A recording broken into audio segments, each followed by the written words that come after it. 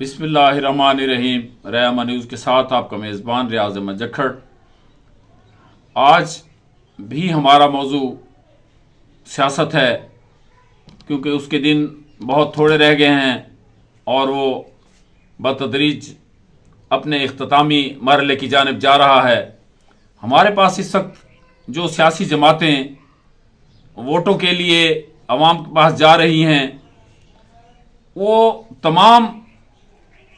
دراصل پورا پاکستان جانتا ہے کہ وہ آمریت کے گھوڑے پر سوار ہو کر آئی تھیں اور یہاں 50 سالوں سے مسلط ہیں۔ باری باری وہ الیکشن لڑ کے جیت کے پھر عوام کا جو ہے نا استحصال ہی کر رہی ہیں۔ دوسرے لفظوں میں، کیونکہ ریت سریا بجری یہ چیزیں ترقی کا باعث نہیں ہیں، محض تجربات ہی کیے جا رہے ہیں۔ خواہ وہ امن و امان کے سلسلے میں ہوں تو وہ ریفارمز اپنی پسند کا ایک لے آئیں گے، اگر عدالتی ہوں تو وہ اپنی پسند کا لے آئیں گے، اگر انہیں درس و تدریس میں چاہیے تو نصاب بھی اپنی مرضی کا لے آئیں گے، تاکہ ان کے اشرافیہ میں بیٹھے ہوئے جو افراد ہیں انہیں کس قدر فائدہ پہنچ سکتا ہے۔ تجارت میں لے آئیں گے، معیشت میں لے آئیں گے، ہمارا جو بیرونی دنیا سے رابطہ ہے، خارجہ پالیسی ہے، ان میں لے آئیں گے، تو وہ ایک ڈنگ ٹپاؤ ہوگی، کسی کا رخ کسی کی طرف، کسی کا رخ کسی طرف۔ پھر وہ اسمبلیاں 8 سے 13، 13 سے 18 تک جو ہے، اور 18 سے اب 24 میں آ گئے ہیں، اپنی میعاد پوری نہ کر سکیں۔ درمیان میں انہیں چینج کیا جاتا رہا، پیچھے بھی وہ کوئی وزیر اعظم اپنی ٹینیور پورا نہیں کر سکا۔ یہ گلہ وہ عوام کے پاس کرتے کرتے چلے جاتے ہیں اور ایک نیا منشور کا ڈھنڈورا پیٹ کر پھر وہ دوبارہ آ جاتے ہیں، جیسا کہ اس وقت پیپلز پارٹی اور مسلم لیگ نون ایک دوسرے کے خلاف الیکشن میں صفے آ رہے ہیں، لیکن دراصل وہ سکے کے ایک ہی رخ ہیں۔ وہ جو ہی الیکشن ختم ہوگا وہ اکٹھے ہو جائیں گے۔ اس پر سونے کا سہاگا یہ ہوا ہے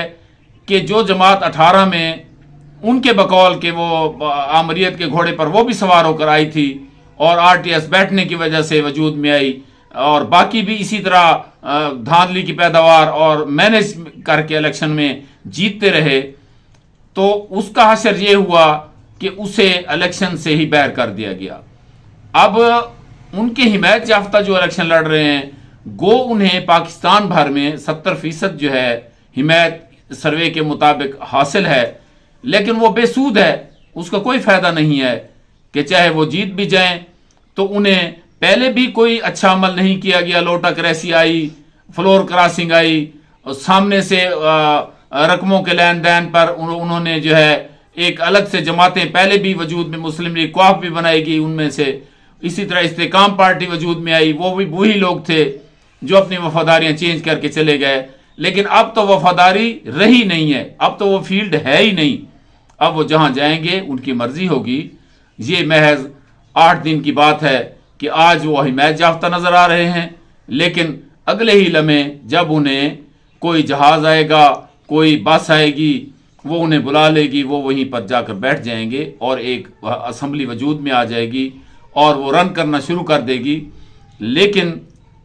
اس گری پڑی معیشت میں، اس گرے پڑے سیاسی نظام میں کیا ہم عوام کا مورال بلند کر سکیں گے؟ نہیں، یہ ایسا قریب تو نظر نہیں آ رہا، لیکن اگر وسیع النظر میں دیکھا جائے، اور انہوں نے آتے ہی چونکہ یہ جنریشن نئی جنریشن کو سونپی جا رہی ہے اقتدار، ایسا سمجھ لیں کہ یہ ٹرانزیکشن کا ایک پوائنٹ آ گیا ہے اس حکومت کے لیے، اور اس ٹرانزیکشن پوائنٹ پر جب نوجوان قیادت کو ایک بوڑھی قیادت سونپ رہی ہے، کیا 76 سال پھر لگ جائیں گے اسی طرح عوام کو پستے ہوئے؟ اور وہ 76 سال پھر قابل برداشت نہیں ہوں گے، کیونکہ ابھی 76 سالوں میں روٹی کھانے کو نہیں ہے، 9 کروڑ عوام غربت کی لکیر سے نیچے چلا گیا ہے، اور ہماری 24 کروڑ کی عوام میں سے 40 لاکھ کے قریب بچہ آج بھی اسی صوبے میں سکولوں سے باہر ہے، دیگر کی حالت تو کروڑوں میں ہے،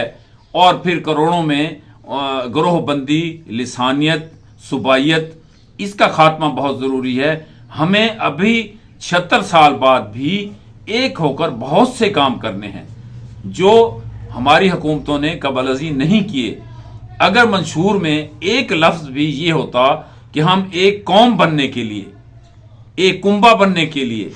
اپنی قربانیاں دے کر یہ ریفارمز لائیں گے تو وہ زیادہ قابل قدر ہوتا اس کے کہ مجھے چنو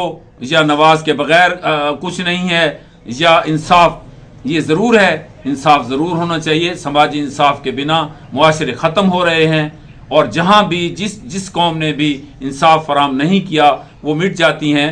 انصاف پہلی ترجیح ہونی چاہیے، جب انصاف ہوگا تو معیشت بھی بہتر ہو جائے گی، شرافت کا کلچر بہتر ہو جائے گا، اور ہمارے ہاں جو کرپٹ سرمایہ داری نظام اس وقت زوروں پر ہے، اور وہی کرپٹ سرمایہ داری نظام چاہتا ہے کہ اسی طرح کے لوگ دوبارہ برسر اقتدار آ جائیں اور ہمارا کارواں چلتا رہے، غم روزگار اسی طرح ہمیں ملتا رہے، اور وہ اسی ٹھیکیداری سسٹم میں کامیاب ہو کر پھر اپنے آپ کو ملک کے سامنے پیش کریں، اور چند لوگوں کے پاس جو بچی کچی دولت ہے وہ محفوظ ہو کر چلی جائے۔ وہ تو اشرافیہ کی شکل میں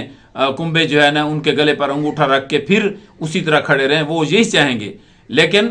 قوم کو چاہیے کہ وہ اپنے نمائندے چنتے وقت ان سے یہ سوال ضرور اٹھائیں کہ آئے اب وقت ختم ہو گیا ہے، ہمارے پاس اب کچھ نہیں بچا، اب ہم ایک قوم بن جائیں، اب ہمیں کسی بھی کاز کے لیے اکٹھے ہو کر مل کر ایک ہی فیصلہ کرنا چاہیے، اور ایک ہی نعرے اور ایک ہی جھنڈے کے نیچے کھڑے ہو کر اپنی قوم کا جو گرا ہوا مرال ہے اسے بلند کریں، اپنی معیشت کو بہتر کریں، اور اس غریب آدمی کے لیے جو آج ایک وقت کی روٹی کے لیے پریشان ہے اس کے لیے روٹی کا بندوبست کریں۔